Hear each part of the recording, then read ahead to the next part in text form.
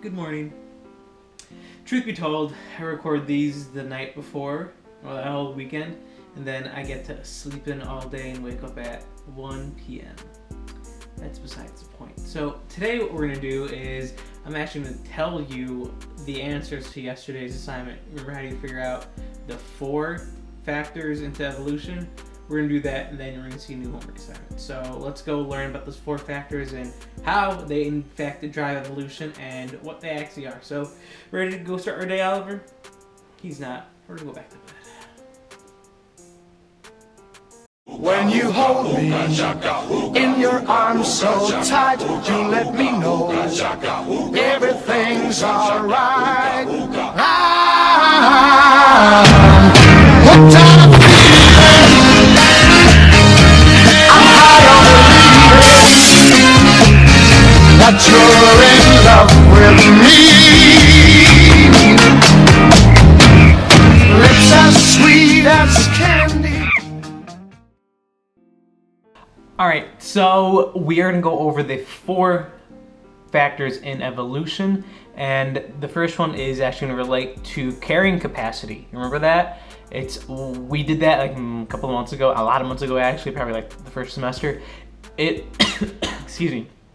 It is when a certain area can only have enough resources to sustain a certain amount of animals in that given area. So we're going to recreate that right here. So let's just say that I know my farm friends right now, they're all different species or different animals. Let's just say that they're wolves, okay? And then we have our 10 wolves, but the given environment only has enough resources to feed 5 of our wolves. So we consider this, which is gonna be the first factor, is overpopulation.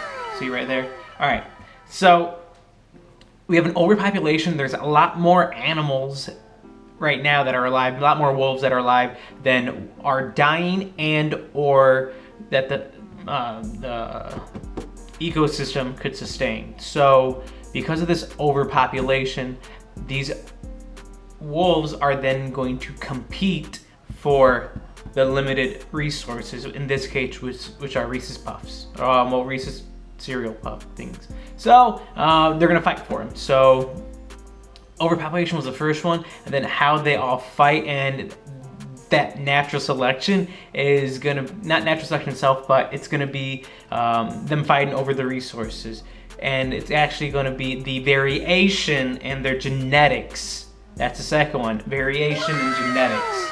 It's gonna be the variation in genetics that is the second factor in evolution, because remember, we're not all exactly the same, like us humans, like we're all a little different, and sometimes those little differences, like maybe it's gonna be crazy arm spans, Izzy, that could make you more better to survive. So let's just say that 1, 2, 3, 4, 5. These 5, they have like, I don't know, let's just say they have like laser vision, so go pew, pew, pew, and they all die, all right? So because of that variation, the second cause, the variation that they had that set them different, set them apart, they had a variation in genetics in their population.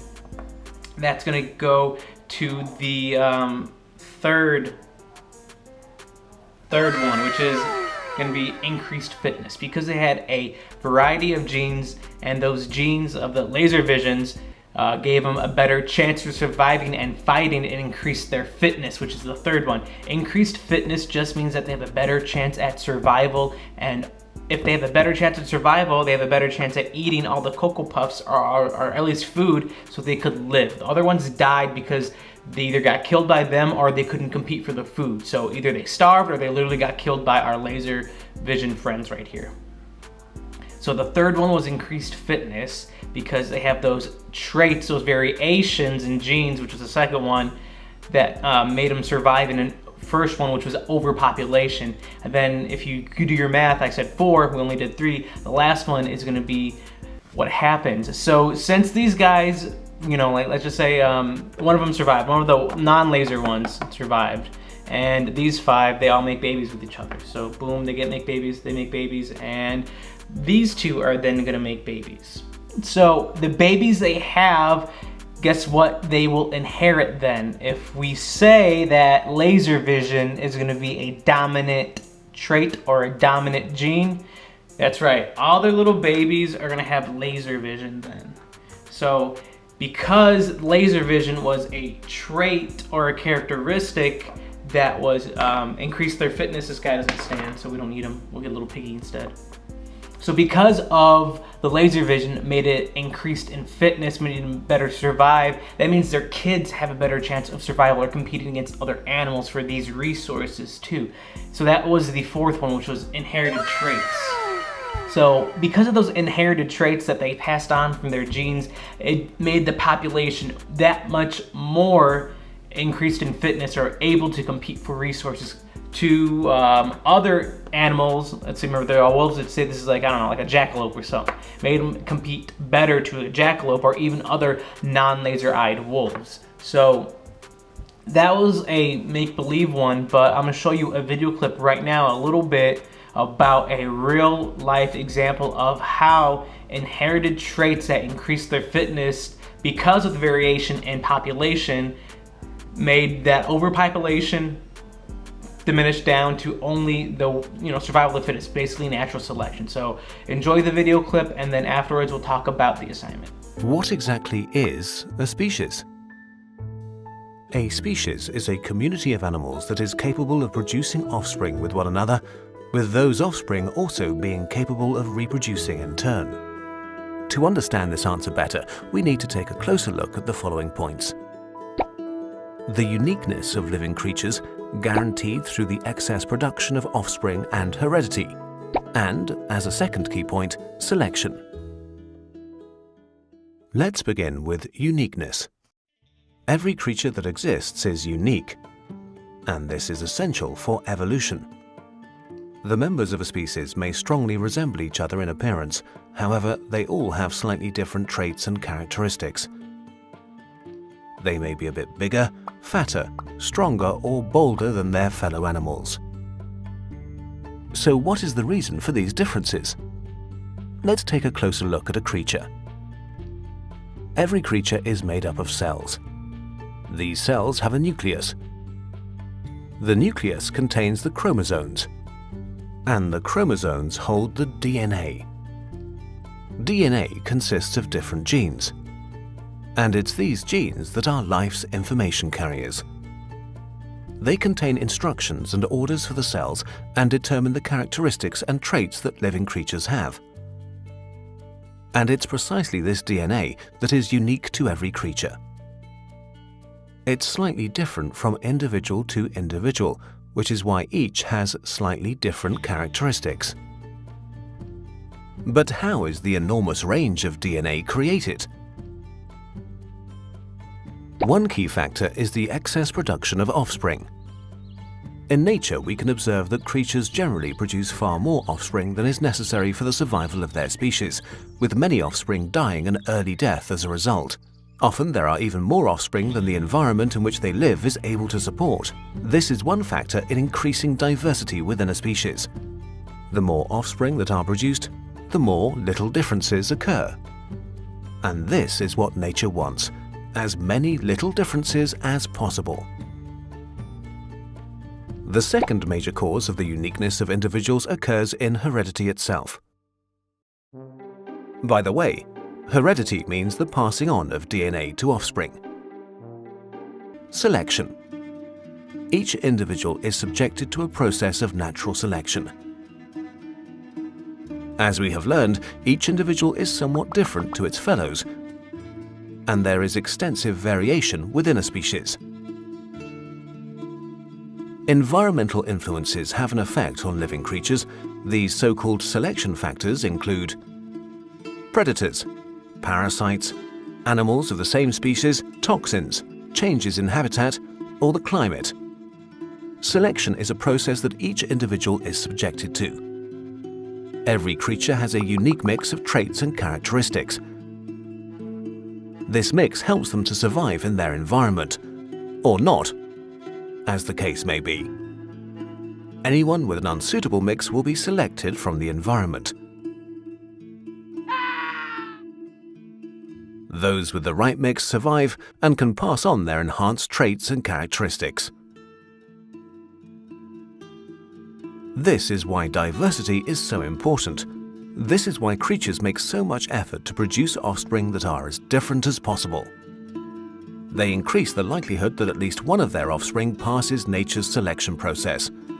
They maximize their chances of survival. A good example of this can be seen in a group of finches living on a remote island. They are some of the most famous animals in the world of science and are known as Darwin finches after their discoverer, Charles Darwin.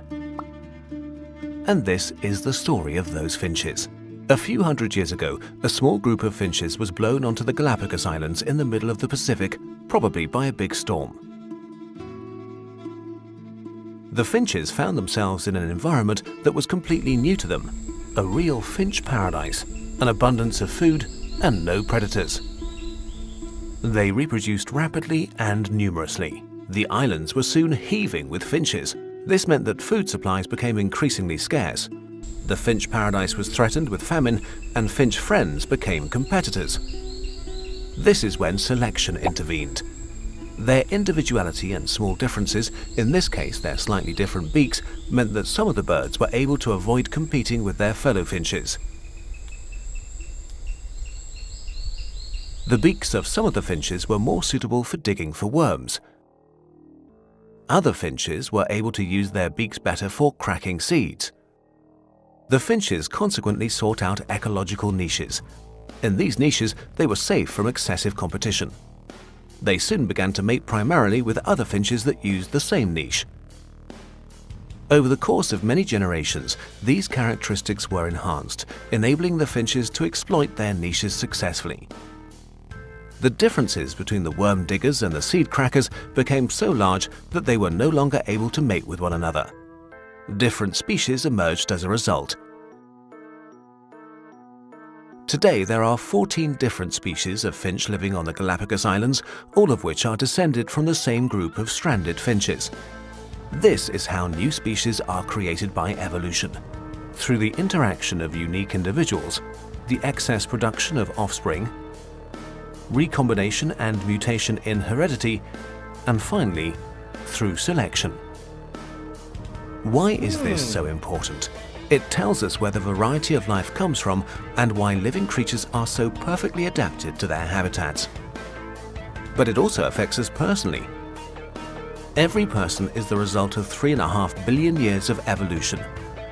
And that includes you. Your ancestors fought and adapted in order to survive. This survival was an extremely uncertain thing. If we consider the fact that 99% of all the species that have ever lived are extinct, then you can consider yourself part of a success story. The dinosaurs have disappeared, but you are alive, watching this video. Because you're incredibly special, just like all the other creatures that exist today. Irreproducible and unique in the universe.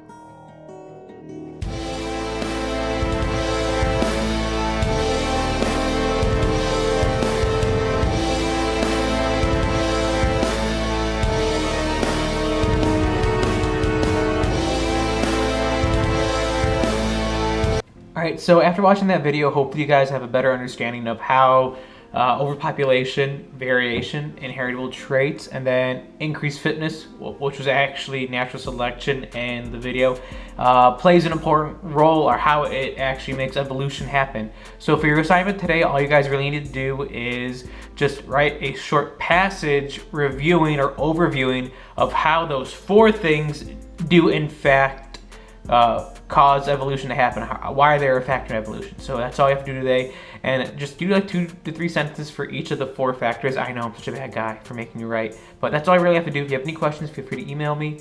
Other than that, have a nice day.